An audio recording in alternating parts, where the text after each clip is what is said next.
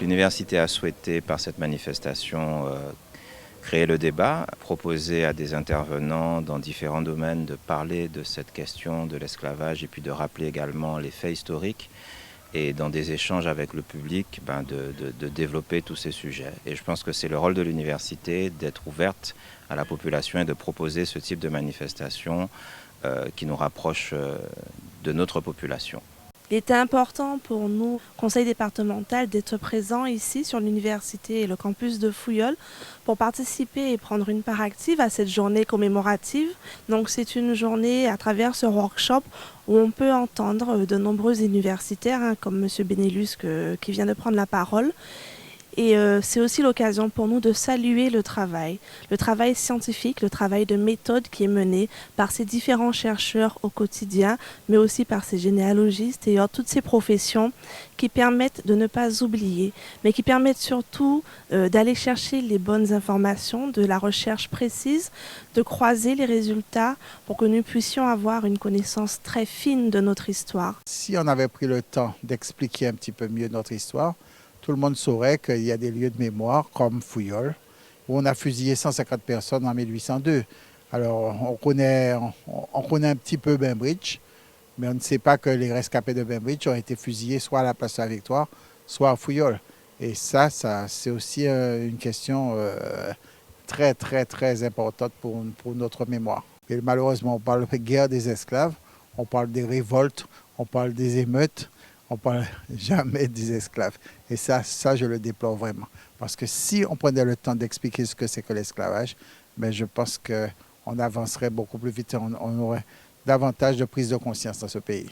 À travers toutes ces interventions, nous voyons le travail qui est déjà accompli aujourd'hui, mais nous voyons également la nécessité de le poursuivre dans tous les champs. Et aussi, surtout, il s'est revenu plusieurs fois de le transmettre.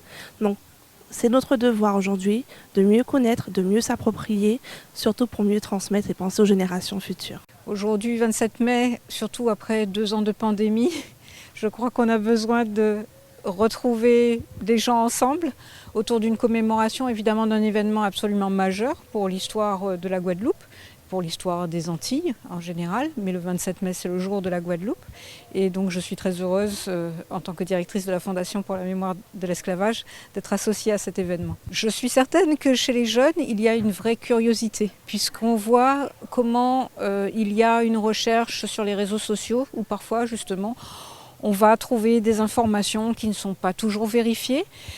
Simplement, il y a aussi une nécessité, c'est celle d'une éducation en fait, à l'histoire et d'une appropriation de cette histoire dans toute sa complexité, dans sa durée aussi. Et c'est vrai que la question de l'esclavage, évidemment, c'est une question qui ne s'arrête pas en 1848 non plus, parce qu'en fait les conséquences aussi de l'esclavage, la société qui a été forgée par l'esclavage, elle continue aussi dans une certaine mesure après. Et donc évidemment c'est aussi une compréhension en fait de ces mécanismes finalement de formation de la société esclavagiste aux transformations de la deuxième moitié du 19e siècle, jusqu'aux questions liées à la transformation de la colonisation, jusqu'à la départementalisation aussi. Les adultes sont des frustrés parce qu'eux, ils n'ont pas eu droit à l'enseignement de l'histoire. Donc, il y a un frémissement pour l'histoire chez les adultes.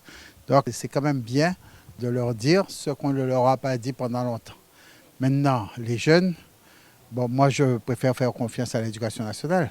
Sauf que je suis un petit peu déçu par ce qui se passe. Mais c'est le travail de l'éducation nationale de nourrir les jeunes avec une histoire qui est de mieux en mieux connue. Mais il y a beaucoup de publications, il y a beaucoup de travaux.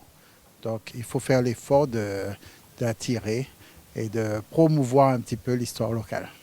C'est important, je crois, d'avoir ce devoir de mémoire à l'Université des Antilles quand on sait qu'à Fouillol a eu lieu cet événement tragique, c'est-à-dire le massacre de 150 résistants guadeloupéens, compagnons d'Ignace. Donc c'est important pour nous de marquer cet événement et de le rappeler à la population entière.